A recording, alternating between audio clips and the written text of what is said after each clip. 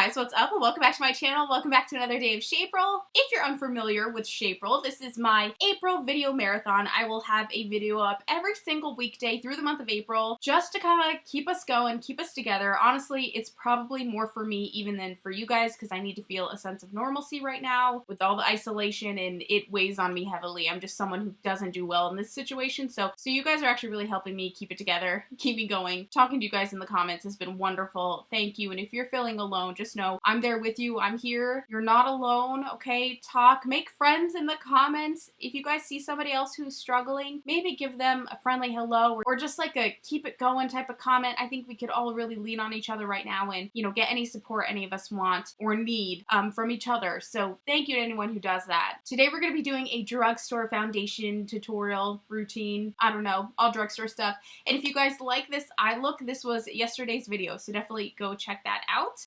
Yeah, let's go ahead and start. For primer, okay, I have not been taking good care of my skin for like the past 2 weeks. I've been falling behind and it's kind of showing really bad. I'm feeling dry and also just my skin's gross. So I need some hydration. I'm gonna use the e.l.f. Hydrating Face Primer. Get a few squirts of this going. I love this primer. It really does feel hydrating, but it still kind of has that silica-y primer feeling. So I'm just going to rub that in. It feels so good. It's like really, really smooth. I like to let my primer kind of sit for a second. I don't know why. I just kind of feel like it needs to soak in. Is that dumb? So I'm going to let it sit for 1 second. Next for foundation, we're going to use the Revlon Candid Foundation. This is an anti-pollution foundation. I did a little research on this. Mine is the shade 150. I'm also using drugstore brushes today. This is by Revlon as well. Not sponsored or anything. Just thought it'd be a good time to try them out. I've not used them yet. They are a little pricey for being a drugstore brush, I'd say, ranging from like $12.99 to like 20 bucks, I think. So definitely on the pricier side, but pretty cool for a drugstore brush. I have not used this foundation a lot, and by the looks of it already, I don't think I'm gonna like the coverage of it. But let's talk about this anti-pollution situation. So I was like, how the hell is this anti-pollution? It's infused with prickly pear oil and vitamin E. So the prickly pear oil helps with hydration.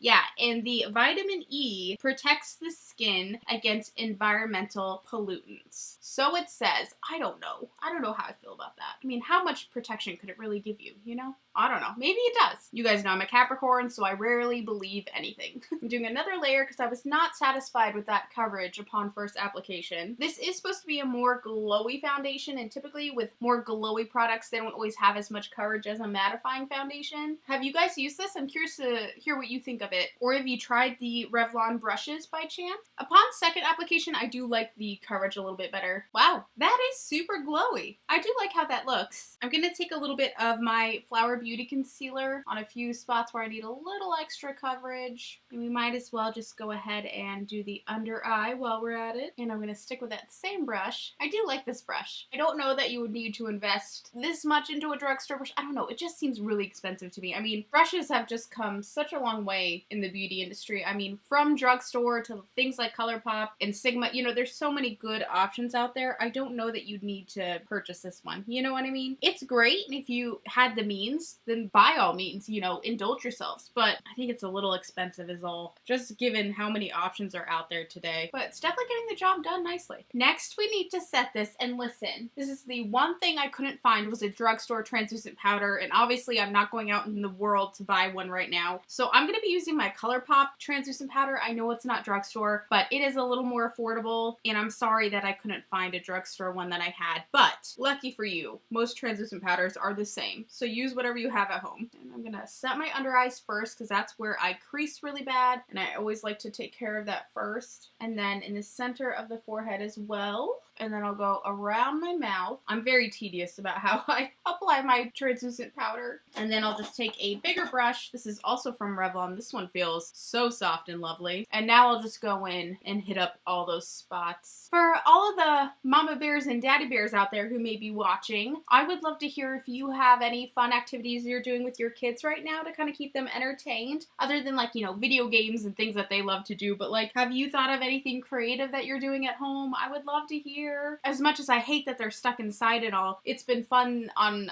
Facebook just seeing my own, you know, friends and family and all the cute little creative games that they're kind of creating for everybody, and it's just so sweet. It's just so, I mean, it's bad. It's bad that we have to do this, but I do love seeing the parents having so much fun, you know, getting creative with the kids.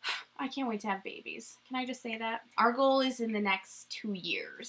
We'd probably have to start trying sooner than later because we already know it's going to be a little difficult and we might have to do some things like IVF and all that stuff, which is fine. Thank God science is coming such a long way. Alok's also adopted, so we definitely entertain the thought of at least one child being adopted, but that can also be really difficult. I'm just excited. I don't know. I hope things start to get better and that can be a possibility one day soon. With everything going on right now, I don't know. I'm terrified, but one day. Now I like to let the setting powder like set for a minute. I don't know why I have this thing in my head where things like need to lock in. I'm like super focused on locking shit in all the time. All right, let's pop to my favorite part, bronzer. Now, I just think this little item here deserves a moment in history. In fact, I'm kind of thinking of a video idea where like I show, I mean, from what I have still, like just the most iconic products that at one point were all the rage. I remember when this was the coolest thing that came out. This is the Wet n Wild contour palette. There are so many brands now, so many products. Every time we blink an eye, there's a new collection and something new and innovative, or trying to always make the old things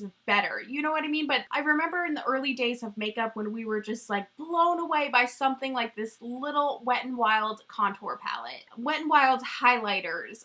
There have been so many things throughout the years that were just such staples and just so iconic. Like I said, the Revlon Color Stay Foundation. Like, it's so nice to just think about those simpler times in beauty. This is the Revlon Blush and Contour Brush. Look how fascinating this little guy is. Very, very, very interesting. I'm excited to try it, so let's dip into here. This might be a brush, depending on how it goes, that I would maybe invest in. I think it's different enough, and I don't really have one like it. I don't even know really how to hold it. It's weird, but I do like it. Blending out nicely, and you can, you know, tilt it like this and get that real sharp contour line in. Now this is interesting. Maybe I spoke too soon on the Revlon brushes. And now we need to bronze forehead, pray to Jesus, you know the routine. Prayers are a little heavier than usual right now. Oh, this bronzer never gets old. Such an oldie but a goodie, you know what I mean? I mean, it gets old. It's an old bronzer, but every time I use it, I'm so happy with it. Next for blush, another iconic moment here. We have the Milani Romantic Rose blush. Oh my God. Do you guys remember the craziness that happened when these blushes came out? I mean, it was all anyone wanted. I remember all the makeup sites I used to be on. Like, I think one was, what was it? Makeup Alley? Is that still a thing? I remember everybody like saying like, oh, you know, 3 were spotted at the blah, blah, blah, so-and-so Rite Aid. And like,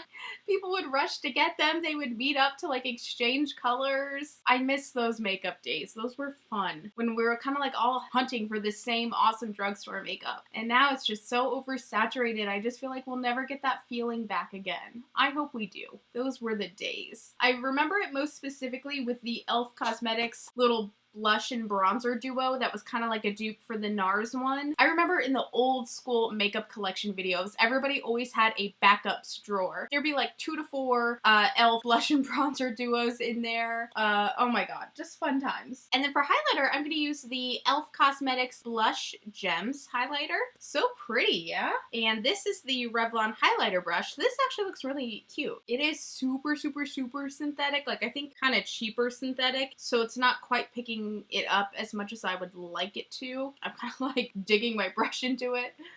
But if you're a fan of subtle highlight, it might be the perfect brush for you because you're definitely not going to pick up too much. See, I'm like hardly getting any on this friggin' brush. There we go. Lovely, lovely. This is a good one.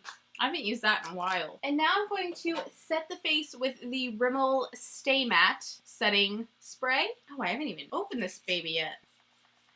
That felt so cold for some reason. Yep, little fragranty as well. Bear that in mind, people. And that is it for my drugstore foundation routine today, you guys. I hope you enjoyed this. It's really not a routine. I don't know what to word it. I don't know. I'm struggling here. I hope you guys enjoyed this video, and I hope it encourages you to dig out some of your older drugstore faves and use those next. Again, even though we're isolated at home, if you have a case of the sadsies, if you're feeling a little depressed or anything like that, just know I'm here for you, I'm with you, and bust out some makeup. Play around, you know? Take this time to just do a little something for yourself just to make you feel good. Makeup always makes me feel good. That's why I love that we're doing this little marathon this month, so I really recommend you guys doing that too. As silly as it may sound, it can really lift your spirits. So I love you guys. Thank you so much for watching today. Again, if you like this eye look, which by the way, I don't even have mascara on yet. I'm gonna finish it next. This video went up yesterday. I love this shadow so much. So definitely go check out what lip I used and the finished face. I love you guys so much, and I'll see you again tomorrow. Bye.